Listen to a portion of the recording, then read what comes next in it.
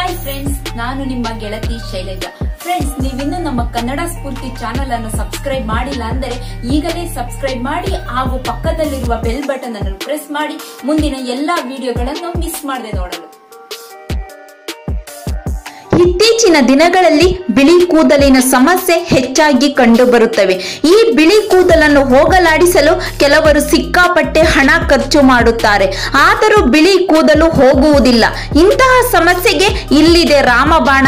ನೋಡಿ, ಮೊಟ್ಟೆಯಲ್ಲಿರುವ ಬಿಳಿ ಭಾಗ ಅಥವಾ ಮಜ್ಜಿಗೆಯೊಂದಿಗೆ ರುಬ್ಬಿದ ಕರಿಬೇವಿನ ಸೊಪ್ಪು ಅಥವಾ ಮೆಂತೆ ಸೊಪ್ಪಿನ ಪೇಸ್ಟ್ ಅನ್ನು ತಲೆಗೆ ಹಚ್ಚಿಕೊಳ್ಳಿ.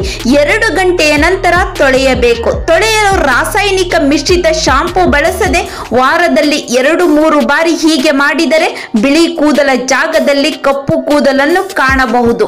ದಾಸವಾಳದ ಎಲೆಗಳ ಹಾಗೂ ಕೊಬ್ಬರಿ ಎಣ್ಣೆಯನ್ನು ಬೆರೆಸಿ ಪೇಸ್ಟ್ ಮಾಡಿಕೊಂಡು ತಲೆಗೆ ಹಚ್ಚಿದರೆ 2 ಗಂಟೆಯ ನಂತರ ತೊಳೆಯಬೇಕು. ಹೀಗೆ ವಾರದಲ್ಲಿ 2-3 ಬಾರಿ ಹೀಗೆ ಮಾಡಿದರೆ ಬಿಳಿ ಕೂದಲನ್ನು ನಿವಾರಿಸಿಕೊಳ್ಳಬಹುದು.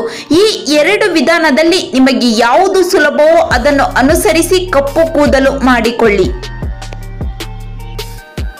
ಫ್ರೆಂಡ್ಸ್, ಈ ವಿಡಿಯೋ ನೋಡಿದ್ರಲ್ಲ, ಇನ್ನು ಹೆಚ್ಚಿನ ವಿಡಿಯೋಸ್ಗಳಿಗಾಗಿ ಈಗಲೇ ನಮ್ಮ ಚಾನೆಲ್ ಅನ್ನು ಸಬ್ಸ್ಕ್ರೈಬ್ ಮಾಡಿ ಹಾಗೂ ಪಕ್ಕದಲ್ಲಿರುವ ಬೆಲ್ ಬಟನ್ ಅನ್ನು ಪ್ರೆಸ್ ಮಾಡಿ ಮುಂದಿನ ಎಲ್ಲಾ ವಿಡಿಯೋಗಳನ್ನು